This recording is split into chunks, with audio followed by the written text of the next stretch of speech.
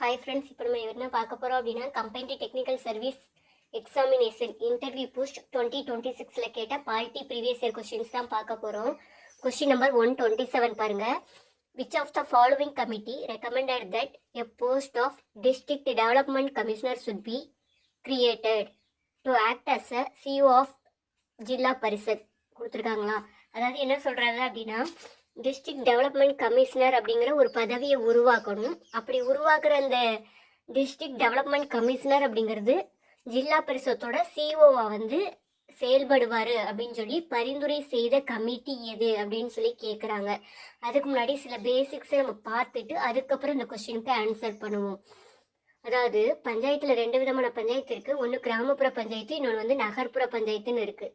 கிராமப்புற பஞ்சாயத்தில் மொத்தம் 3 சிஸ்டம் இருக்குது. ஒன்று village panchayat, second panchayat samiti, third Zilla Parishad. அதாவது வில்லேஜ் பஞ்சாயத்து அப்படின்னா கிராம ஊராட்சி அப்படின்னு சொல்லுவாங்க. பஞ்சாயத்து சமிதி அப்படிங்கிறது ஊராட்சி ஒன்றியத்தை தான் பஞ்சாயத்து சமிதி அப்படின்னு சொல்லுவோம். மாவட்ட ஊராட்சியை ஜில்லா பரிஷத் அப்படின்னு சொல்றாங்க.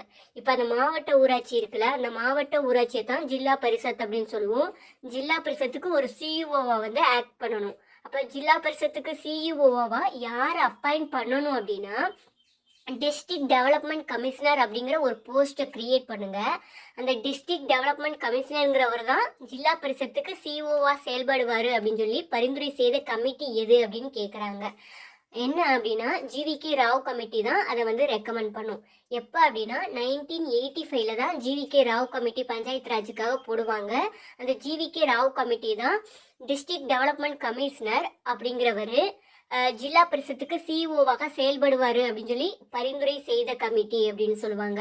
மிச்சம் இருக்க 3 ஆப்ஷன்ஸையும் பார்த்தலாம். பல்வந்த்ராய் மேத்தா கமிட்டி 1955 ஃபார்ம் பண்ணுவாங்க. மொத பஞ்சாயத்து ராஜுக்காக போடப்பட்டது பல்வந்த்ராய் மேத்தா கமிட்டி தான். அது 3 அடுக்கு பஞ்சாயத்து பற்றி சொல்லும். அசோக் மேத்தா கமிட்டி 1977 போடுவாங்க. அது ஈரடுக்கு பஞ்சாயத்தை பற்றி சொல்லும். ஜிவிகே ராவ் கமிட்டி 1985 போடுவாங்க. ஜிவிகே ராவ் கமிட்டி 1985 போடுவாங்க. அதுதான் அந்த டிஸ்ட்ரிக்ட் டெவலப்மெண்ட் கமிஷனருங்கிற ஒரு போஸ்ட் உருவாக்கணும். அந்த டிஸ்ட்ரிக்ட் டெவலப்மெண்ட் கமிஷனருங்கிறது ஜில்லா பரிஷத்தோட சிஓவா இருப்பார் அப்படின்னு சொல்லி பரிந்துரை செய்யும். தேர்டு எல்எம் சிங்கிவி கமிட்டியா, அது இந்திய அரசியலமைப்பில் பஞ்சாயத்தை சேர்க்க பரிந்துரை செய்த கமிட்டி எது அப்படின்னு கேட்டாங்க அப்படின்னா எல்எம் சிங்கிவி கமிட்டி. எல்எம் சிங்கிவி கமிட்டி எந்த வருஷம் போட்டிருப்பாங்க அப்படின்னா 1986 தான் போட்டிருப்பாங்க. இது ரொம்ப இம்பார்ட்டன்ட்.